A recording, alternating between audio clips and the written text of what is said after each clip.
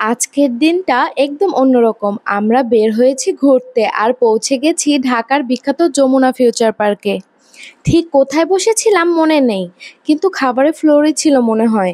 মানে ওই যে উপরের তলায়, যেখানে একটার পর একটা দাম দেখে মাথা ঘুরে যায়। এই যে নুসাইবার বাবা একেবারে মেনু বইয়ের পৃষ্ঠে উল্টে উল্টে দেখছে, এক পৃষ্ঠা খুলছেন, বলছে আচ্ছা এটা কত টাকা, আরেকটা খুলে বলছেন ও মা এত দাম, এটা কি সোনার বিরিয়ানি।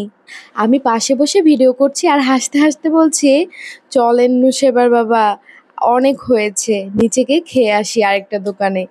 এখানে তো গরিবদের প্রবেশই নিষেধ মনে হচ্ছে। তারপর দেখলাম প্লেন রাইস, দাম মাত্র 240 টাকা। শুধু ভাত, কোনো তরকারি নেই, কিছু নেই, শুধু প্লেন রাইস। আমি তাকে খেপাচ্ছি, তিনি বলছেন এই প্লেন রাইস কি রকেট চলবে নাকি, এত দাম কেন। আমি তো হেসে হেসে ভিডিও করছি আর ভাবছি এত বড়লোকসও হয়নি যে এখানে খাবো এত দামে। তারপর আমরা দুজনে মিলে প্ল্যান করলাম যে চলেন আমরা এখন নিচে যেয়েই খেয়ে আসি, শুধু শুধু এখানে আর টাইম নষ্ট করে কোনো লাভ নেই। পর আর কি, যেই ভাবা সেই কাজ। তারপরেও নুসাইবার বাবা বারবার উল্টে উল্টে দেখছে আর বলছে দাঁড়াও আর একটু দেখে নেই।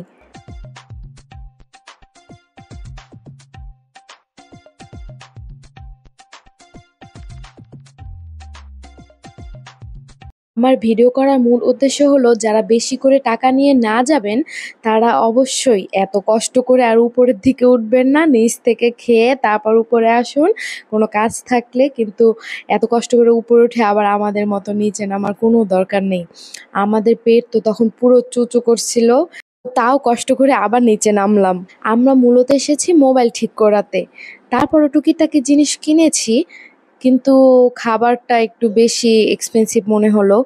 তারপর নিচে নামলাম আর খুঁজতে খুঁজতে একটা সাদামাটা হোটেল খুঁজে পেলাম, খুব সাধারণ, কিন্তু এখানে পেলাম মোরগ পোলাও আর হলুদ স্প্রাইট, মানে সব মাত্র মাত্র 500 টাকার মধ্যে আমরা দুজনে একবার পেট ফাটিয়ে খেয়ে ফেললাম।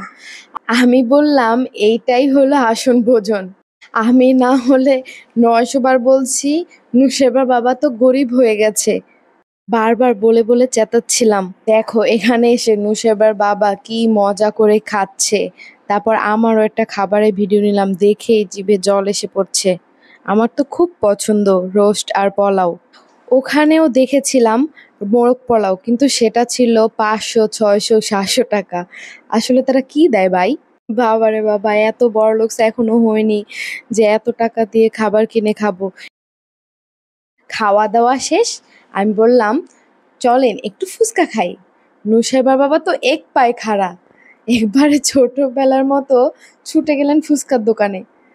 ফুচকা আসলেই ছিল দারুণ, ছোট ছোট কিন্তু টক মিষ্টি জলে একবারে বোমা।